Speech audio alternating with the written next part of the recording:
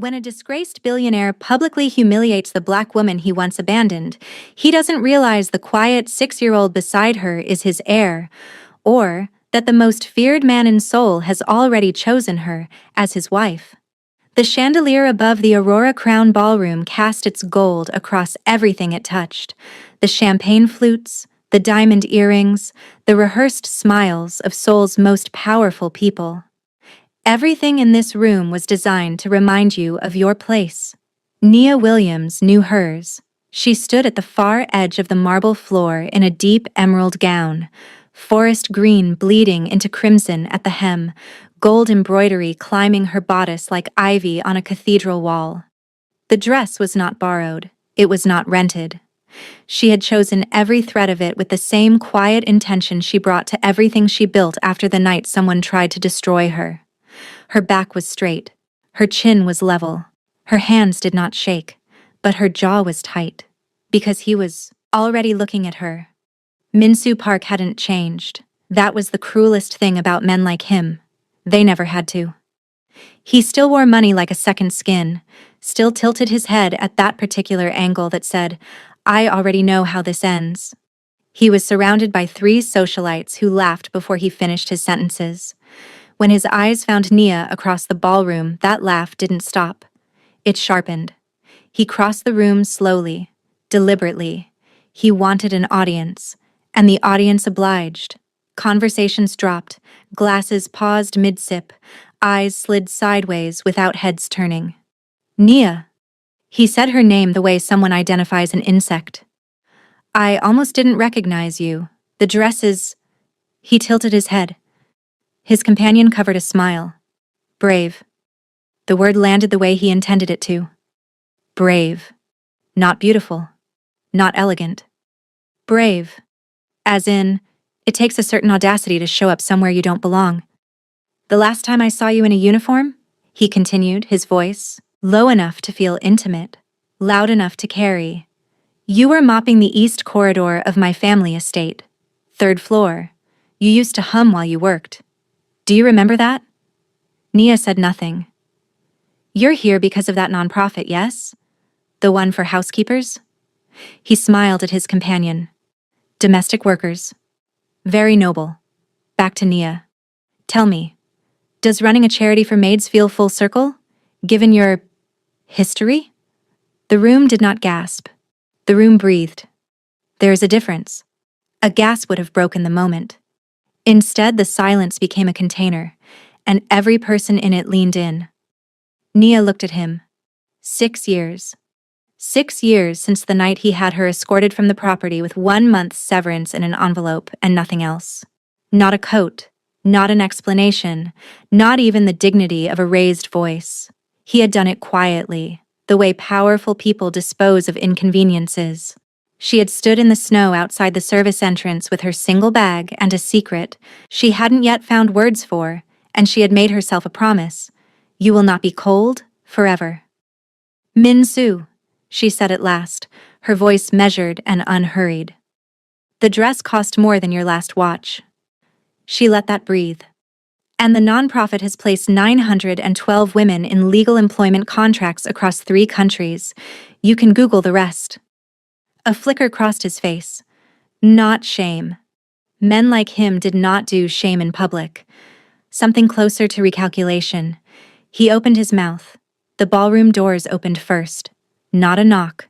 Not an announcement. Both doors, simultaneously, swung inward with the kind of authority that doesn't need to announce itself. The music didn't stop. But the musicians faltered, a half-beat of hesitation that anyone paying attention would notice. Everyone was paying attention. A small hand appeared first. 5 fingers curled around one large one, a navy blue sleeve ending at a small wrist, a boy in a perfectly fitted suit who walked with the gravity of someone 3 times his age, 6 years old perhaps. Dark eyes scanning the room with calm assessment. A face that Min-soo Park's breath audibly caught. Because that face, that jaw, those eyes, that particular angle of the brow. Behind the boy, a man in black. Not a tuxedo. Not the performative formal wear of the other men in this room. a fitted black suit with no tie, collar open at the throat revealing the edge of something inked at his collarbone. He was not the tallest man in the room, but he made every other man look temporary. His face was still, not blank. Still, the way deep water is still. The kind of stillness that has made decisions. Ryujin Kang moved through the crowd without touching anyone. The crowd moved for him, unconsciously, the way crowds have always moved for things they instinctively understand to be immovable. He did not look at Minsu Park. He looked only at Nia. He walked directly to her, reached her in 7 steps, and without a word, lifted the black coat from his arm and placed it around her shoulders. The gesture was not rushed. It was not theatrical. It was the gesture of a man returning something that belonged to him, or rather, recognizing something that had always belonged to itself, and simply choosing to stand beside it. Then he looked up, at the room, at the man still standing 3 feet away with a champagne flute loose in his fingers and a color draining from his face that all the money and soul could not restore. "Why?" Ryujin said, quiet, precise, carrying the way a single note carries in a concert hall. "Is my wife being entertained without me?" The word wife did not echo. It didn't need to. It simply remained in the air, solid and irrefutable, while the entire Aurora Crown Ballroom held its breath, and Nia Williams, who had rebuilt herself from a snowstorm, who had never once asked to be rescued, felt the ground shift beneath 6 years of carefully constructed certainty. The boy looked up at her. His small hand tightened in Ryujin's. Minsu Park looked at the child. And for the first time in his life, the most powerful word in the room wasn't money. It wasn't family. It wasn't legacy. It was a 6-year-old boy's face, wearing his features like an inheritance he had thrown away. What happens when the man who abandoned you in the cold discovers the empire that rose in his absence and the iron wall that was built around everything he surrendered? Nia didn't come to this ballroom for revenge. She came because she had earned her seat. But the night was only beginning. Continue watching, because what Ryujin knows, what Minsu is about to lose, and what Nia is only now beginning to understand will change everything you thought you knew about power, protection, and the difference between being saved and being chosen. He did not rush. That was the first thing Nia noticed. The absolute absence of urgency in the way Ryujin Kang moved through the ballroom. Every other man who had ever tried to assert himself in a room like this had done it with volume, with speed, with the restless energy of someone performing confidence they weren't entirely sure they possessed. Ryujin walked the way tides moved, slowly, inevitably, and with the quiet understanding that the shore had no real say in the matter. He guided her with a hand at the small of her back, not gripping, not steering, present. The boy walked on her other side, his small fingers still wrapped in hers, and Nia registered distantly that she had taken his hand without deciding to. The way you reach for something solid when the ground moves. Minsu had not spoken again. He stood where she had left him, champagne flute still suspended at a useless angle, his face cycling through calculations she could almost read. Coincidence, rival, performance, threat. His gaze kept returning to the boy. Kept sliding away. Kept returning. Ryujin stopped once. He turned his head. Not his body, just his head. And looked at Minsu with the unhurried attention of a man reviewing something he already owns. "Mr. Park." His voice was conversational. Pleasantly so. "I've been meaning to speak with you about your Q3 board position." He didn't wait for a response. He turned back and continued walking. His assistant, a lean man in a charcoal suit who had materialized at the edge of the room, moved to the main AV console with the efficiency of someone who had done this before, in other ballrooms, in other cities, on other nights when his employer had decided that a particular truth needed light. The projector above the east wall flickered to life. Numbers first. Transfer records, corporate acquisition filings, legal restructuring documents bearing the stamp of 3 separate holding companies, each of which, if you trace the architecture far enough back, led to the same signature.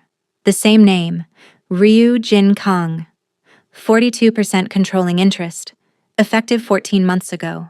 The ballroom absorbed this the way expensive rooms absorb scandals, quietly, with perfect posture, while every mind in it detonated privately.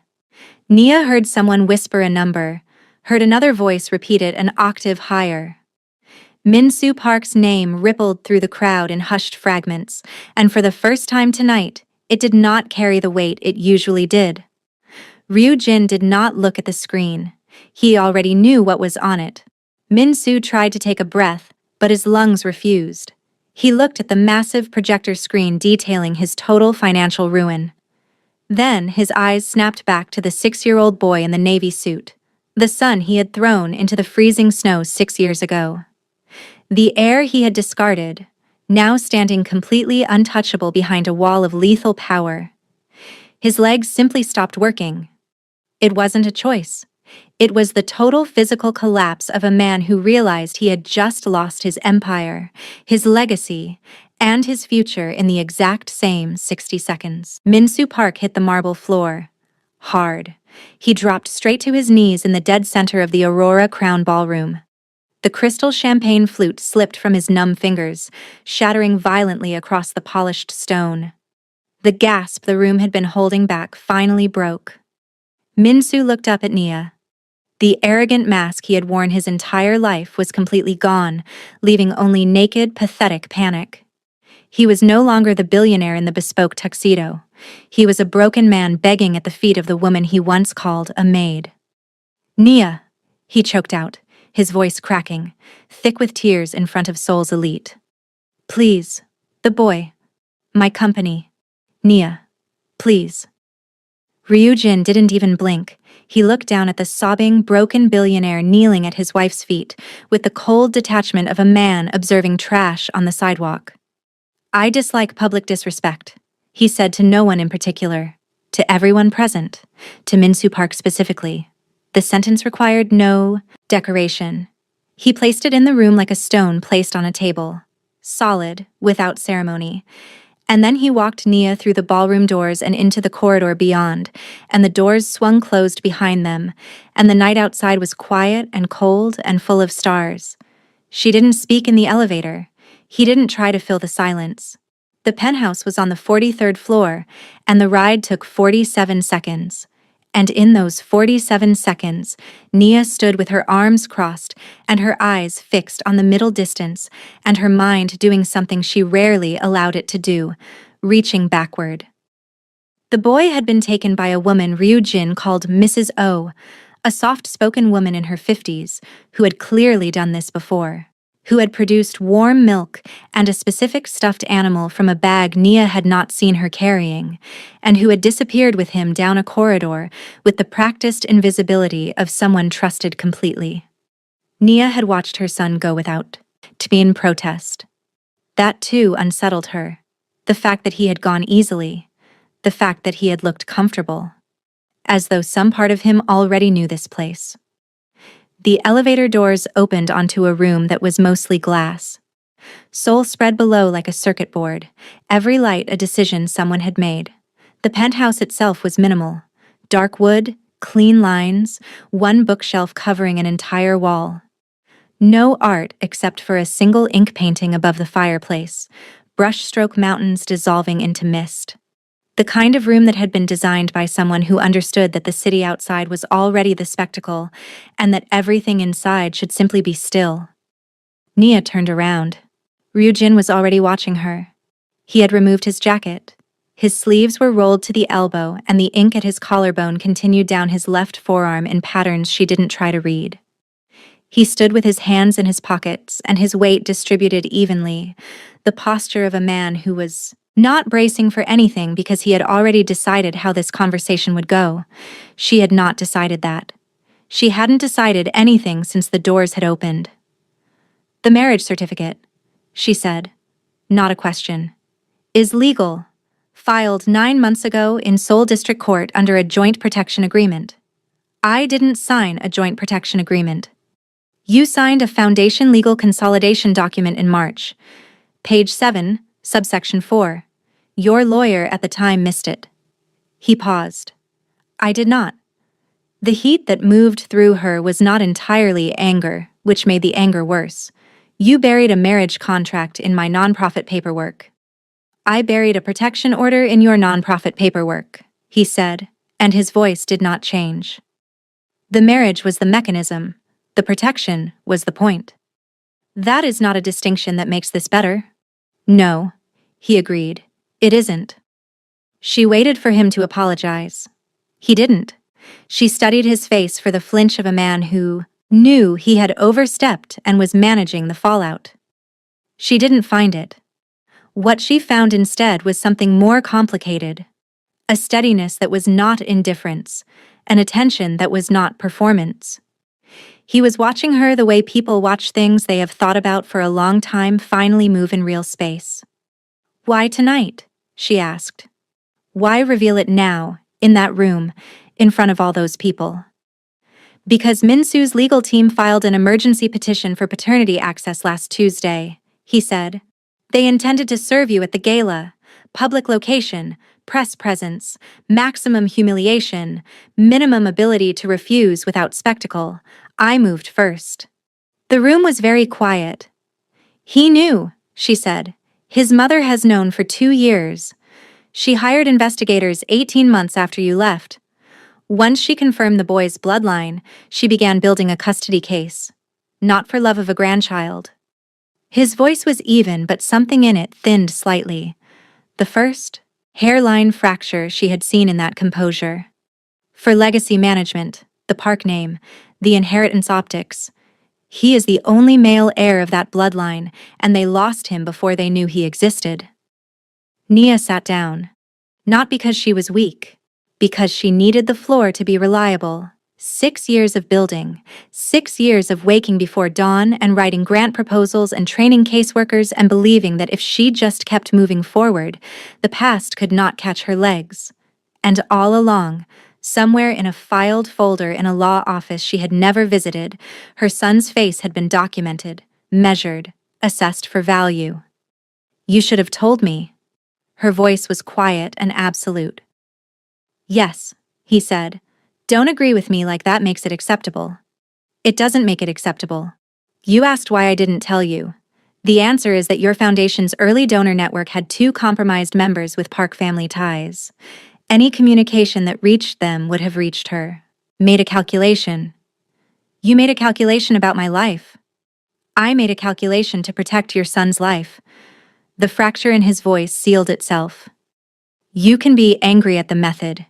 You are right to be. But I will not apologize for the outcome. She stood. The coat he had placed on her shoulders fell to the chair behind her, and she let it. I built everything I have from nothing. From one bag in the snow and a secret I was terrified of, and a number for a women's shelter I almost called 4 times. I did not survive that night so that someone else could manage my future without consulting me. I am not a variable in someone else's equation. The words were not loud. They were the words of someone who had rehearsed them in some form for years without knowing what audience they were waiting for. Ryujin did not move. His expression did not perform sympathy. He looked at her the way people look at something they recognize, not because it is familiar, but because it is true. I know, he said. Don't. I know because I have watched you for 6 years, and in 6 years you have not once waited to be rescued. You did not call the shelter. You found a legal aid clinic by yourself. You secured the first grant by yourself. You hired your first caseworker, trained her, lost her to a better funded organization, and hired 2 more. You built 912 employment contracts, and you did it without asking anyone to believe in you first. He paused. I did not interfere with any of that. I removed obstacles. There is a difference. She stared at him. 3 of your early grant applications were rejected by foundations that had received quiet communication suggesting your organization was financially unstable. I corrected that communication. One of your caseworkers was approached by a park-affiliated NGO and offered 3 times her salary to leave and take your donor list with her. The offer was withdrawn. Your foundation's first international partnership was stalled for 11 months in regulatory review. It was unstalled. He held her gaze. I did not build your foundation, Nia. I cleared the floor so you could. The silence between them was different now. Not softer exactly, more honest. Why? She asked, and the word came out smaller than she intended. He was quiet for a moment, the first real pause she had gotten from him all night. Because of the way you stood in the snow, he said finally. She didn't understand. He continued. I found you on the night he threw you out. You were outside the service entrance. It was below zero, and you had one bag, and you were bleeding from where you had fallen on the ice, and you were not crying. He said this plainly, without weight, as though reporting something he had memorized a long time ago. You were standing completely still with your eyes closed, and I thought you had lost consciousness standing up. But then I watched you breathe. One breath, deliberately, all the way in, all the way out, and open your eyes, and pick up your bag, and start walking. She remembered that breath. She had not known anyone was watching. I had a car bring you to a private clinic. I paid for everything under a corporate account and left before you woke. I didn't intend anything past that night. A pause.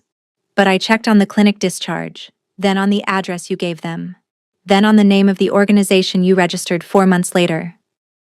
The faintest shift in his expression. Not quite a smile, but the country adjacent to one. You named it groundwork. I thought that was either the most hopeful thing I had ever heard or the most stubborn. Possibly both. Nia looked at her own hands. She had named it groundwork because she had nothing left but the ground, because building anything required starting at the bottom, and she had decided, in the snow, in the cold, with one deliberate breath, that she would not be ashamed of where she started.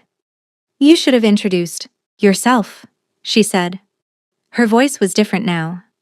Not softer. Stripped of the performance of anger, which was all that was left when the anger itself had run out of fuel. You would have refused the help. She didn't answer because they both knew he was right. I kept my distance because your independence was not a flaw to be managed. It was the entire point of you. He said this without sentimentality, as a statement of observed fact. And then, the Park family began to move, and distance became a liability I couldn't afford. She walked to the window. Below, Seoul continued its electric indifference, 43 floors of city between her and the marble ballroom where a man had mocked her dress and a child had walked through the doors and changed everything. The boy, she said quietly. Jaewon, he wasn't... You didn't tell him anything tonight. He just walked in like he knew where he was going. He has been here before, Ryujin said. 3 times. Mrs. O arranged it. He thought he was visiting a friend of yours. She turned. You met my son. He beat me at every card game he proposed, he said, and this time the almost smile became briefly, unmistakably real. He cheats. I respect it. Nia looked at him across the room. This man who had found her in the cold and never announced it. Who had cleared floors she thought she was clearing alone. Who had married her on paper to protect her custody of a child he had met 3 times and already admired. Who had walked into a ballroom and placed a coat around her shoulders like a flag planted in ground he had been standing on for years without claiming. She had spent 6 years learning to need no one. She had spent 6 years being, without knowing it, someone's quiet priority. I'm not going to thank you, she said. I didn't ask you to. And I'm not going to pretend tonight resolves anything. There are conversations we have not had. There are decisions you made that we will revisit. Yes. And I will not be managed. Not by Min-soo, not by his mother, not by whatever this is. She gestured between them. The apartment, the contract, the 6 years of silent architecture. I run my own foundation. I raise my own son. Those facts are not negotiable. I know, he said. Stop agreeing with me. I agree with you because you're right. He tilted his head slightly. I am not interested in your compliance, Nia. I am interested in you. There is a significant difference. She held his gaze for a long moment. Outside, the city hummed its constant voltage. The coat lay on the chair behind her, still holding the shape of his hands. She did not pick it up. Not yet. But she did not walk toward the elevator either. Tell me about Minsu's mother, she said finally. Tell me everything she filed, and then tell me what you're planning. Ryujin moved to the bookshelf, pulled out a folder and set it on the low table between them without triumph, without theater, with the simple efficiency of a man who had been waiting a long time to finally be in the same room as his equal. Everything, he said, from the beginning. And for the first time since the ballroom doors had opened, Nia Williams sat down not because the ground was moving, but because she had chosen to. The petition was 12 pages long.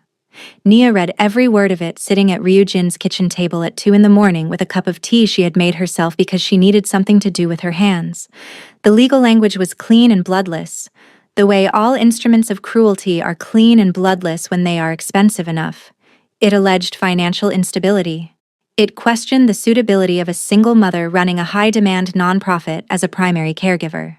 It referenced, in one particularly precise paragraph, an unspecified incident of emotional distress in the subject's early employment history, her time in the Park household, translated into clinical language, used now as a weapon by the same family that caused it.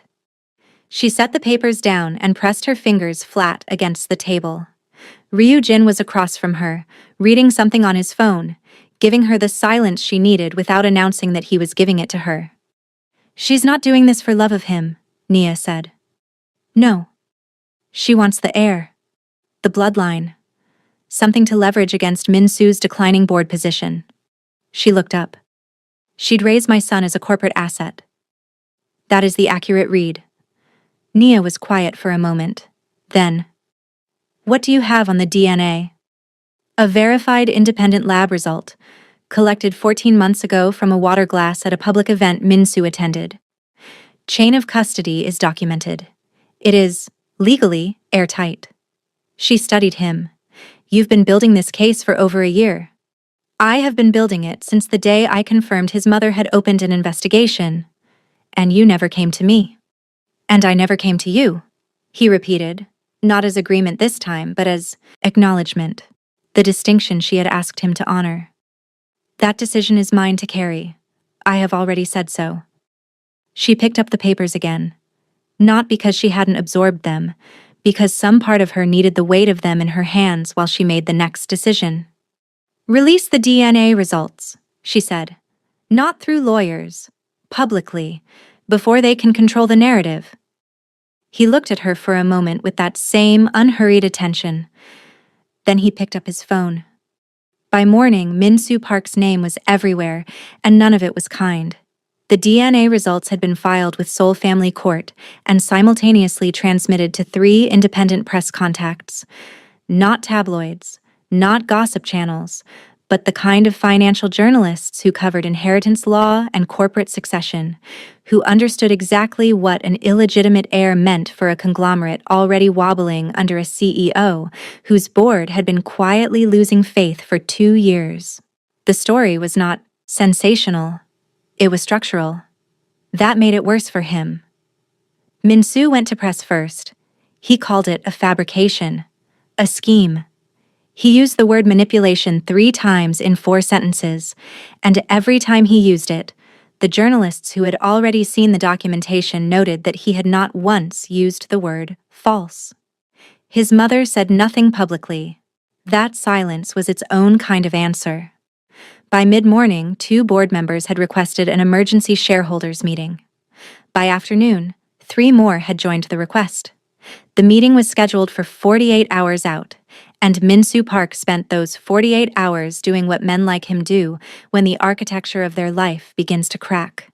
He filed counter motions, he made calls, he attempted to locate pressure points in people who turned out to have already chosen their positions. One of those people was a senior family court judge named Han Soo-yeon.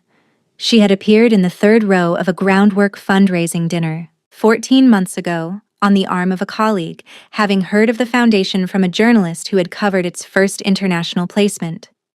After dinner, she had found Naya, introduced herself, and said simply, "What you are doing matters. If I can ever be useful, I would like to be." Nia had thanked her and filed the card and not called, because asking judges for favors was not how she intended to build anything. She had not needed to call. When the Park family's legal team approached Judge Han through an intermediary and suggested that the case might benefit from a particular judicial assignment, Judge Han reported the contact to the Court Oversight Board before the intermediary had finished speaking. Within 12 hours, the story of an attempted corruption approach in a high-profile custody case had added a new dimension to an already burning news cycle, and Min-soo Park's legal team issued a statement clarifying that the contact had been made without authorization in a sentence that convinced no one and satisfied no one and accelerated everything. Nia heard about Judge Han's report from Ryu-jin, who heard about it the moment it was filed. She sat with it for a long time before she said anything. "I didn't ask her for that." "No," Ryu-jin said. "You didn't." "I didn't even know she was still following the foundation's work." 912 women, he said. People remember the things that changed their understanding of what was possible. She looked out the window at the city and thought about all the things you build without knowing who is watching. The grant proposals you write at midnight.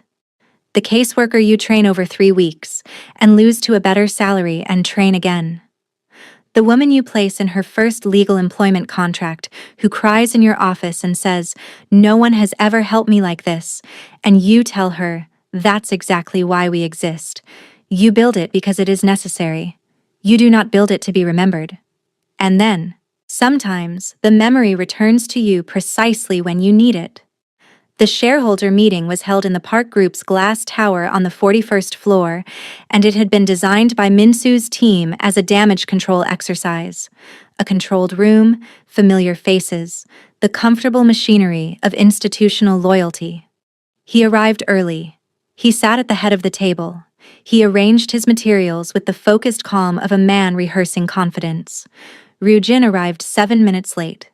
He did not apologize for this. He sat in the chair that had been placed, somewhat optimistically, in the observer section, and he set nothing on the table, and he did not open a laptop or consult notes, because everything he needed, he already knew. The meeting opened. The chair moved through procedure. 2 board members raised the question of leadership confidence. Min-soo prepared his response, the one he had practiced, the one about continuity and institutional knowledge and the regrettable distraction of personal matters that had been taken deliberately out of context. "I'd like to call for a confidence vote," Ryu-jin said. He said it the way he said everything, without volume, without theater, with the simple weight of a man who knew exactly what 42% of a company felt like in a room.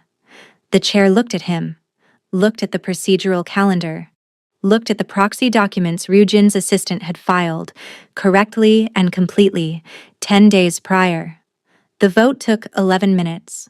When the numbers were read, Min-soo Park's hands were flat on the table, and he was looking at a point on the far wall with the fixed attention of a man preventing himself from doing something he would regret. His title was suspended pending a formal review. His access codes would be revoked before he reached the lobby. His bank accounts, tied to corporate operations, were frozen under the restructuring provisions that Ryu-jin's legal team had prepared with the care and patience of people who had been planning this for a long time. He looked at Ryu-jin once, just once. Ryu-jin looked back. Nothing in his expression was triumphant. There was no performance of victory, no satisfaction displayed for the room. He simply met Min-soo's eyes with the same steadiness he brought to everything, and in that steadiness was a message that required no translation. This was never about you. This was always about her. Min-soo Park looked away first. She was waiting in the lobby when Ryujin came down. She had not been invited to the meeting. She had not asked to attend. She had dropped Jaewon with Mrs. O that morning and driven herself to the tower and sat in the lobby with the coffee she didn't drink and the folder of documents she had read so many times the creases had gone soft, and she had waited because some things you need to witness even from a distance. When the elevator doors opened and he walked out, she read the answer in his posture before he said a word. The quiet evenness of a completed task. The particular stillness of someone who has spent a long time moving towards something and has arrived. He stopped when he saw her. Something moved behind his eyes. Surprise, and beneath the surprise, something that was not surprise at all. She stood. "It's done?" she asked. "It's done." Around them the lobby moved. Security personnel, assistants, 2 journalists who had been waiting outside and had now spotted them through the glass and were reaching for phones. The world was going to have opinions about this. It was going to have photographs and headlines and analysis and commentary, and none of that could be controlled, and Nia had decided that morning in the car that she was finished trying to control how the world narrated her. She had a son. She had a foundation. She had 912 women in legal employment contracts, and a judge who had reported a bribe on her behalf without being asked, and a man standing in front of her who had found her in the snow and spent 6 years quietly clearing the floor. She stepped forward and held out her hand. Not for a handshake, palm up, an offering and a question at the same time. He looked at it, then he looked at her. "I meant what I said," she told him. "I run my own foundation. I raise my own son. Those things don't change." "I know. And there are still conversations we have not had, about the marriage, about what you built without telling me, about what any of this looks like going forward." She kept her voice even and her hand extended. "I'm not forgiving the method. I'm choosing the direction." He reached out and took her hand. His grip was steady and unhurried, the same as everything else about him. "I don't need you to forgive the method," he said. "I need you to trust the man." "I know," she said. "That's why I'm still here." Outside, the photographers raised their cameras, and the light through the glass tower's walls fell on both of them. Equal, clean, without shadow. And, for the first time in 6 years, Nia Williams did not adjust her expression for anyone watching. Min-soo Park issued a public apology 3 weeks later. It was drafted by a crisis PR firm and ran in 2 papers and 4 digital outlets, and it said all the correct things in all the correct order and convinced no one of anything, but it existed, and its existence was its own kind of defeat. He did not name her specifically. He did not need to. Everyone who read it knew exactly who had brought him to his knees, and it was not the man with 42% of his company. It was the woman he had mocked in an emerald dress while a ballroom full of witnesses watched and said nothing. She did not respond to it publicly. She released a foundation press statement the same week announcing Groundwork's expansion into 2 new countries and the hiring of a regional director for Southeast Asia. The statement included no reference to the Park family, no language of triumph or reclamation, just the work. The relentless, accumulating, entirely unglamorous work of building something that mattered, laid out in clear language for anyone who wanted to understand what she had been doing all along. The response was considerable. Jae-won, for his part, understood very little of what had happened and cared about less of it. He understood that the tall man with the ink on his arm made very good ramyeon at odd hours of the night and lost at every card game with suspicious consistency. He understood that his mother laughed differently in this apartment than she laughed in their own, lighter, less guarded, the laugh of someone who had set something heavy down. He understood that when he asked one afternoon whether the man was going to live with them, his mother looked out the window for a moment before she answered, and when she turned back, there was something in her face that he did not have a word for yet, but that felt, even to a 6-year-old, like something being decided. "We're figuring it out," she told him. He accepted this with the philosophical calm of a child who cheats at cards and knows everything comes out right eventually. That night, after Jaewon was asleep, Nia stood at the penthouse window with the city spread below her, and Ryujin stood beside her, and neither of them felt the need to speak. They had said what needed saying. They were still in the middle of it. The trust still being built. The wounds still being understood. The architecture of something real still being laid out brick by deliberate brick. But she was not afraid of middle things anymore. She had learned, in the snow, in the cold, with one breath taken deliberately all the way in and all the way out, that the middle of a thing is exactly where the work happens, and she had never been afraid of work. They once threw her into the cold. Now the world warmed at her side. If Nia's story moved something in you, if you've ever had to rebuild from a moment someone else created, or if you've ever stood in a room where you knew you belonged even when the room hadn't caught up yet, then you already understand what this story is really about. It's not about revenge. It's not about the man who knelt. It's about the breath you take in the snow when no one is watching. The foundation you name groundwork because all you have left is the ground. The quiet, relentless choice to keep walking when every reason to stop feels easier. Hit the like button if Nia deserved every moment of that ballroom. Drop a comment and tell me, which scene hit you the hardest? And if you're new here, subscribe. Because this channel is built for people who love stories where the strength was there all along. More is coming. Don't miss it.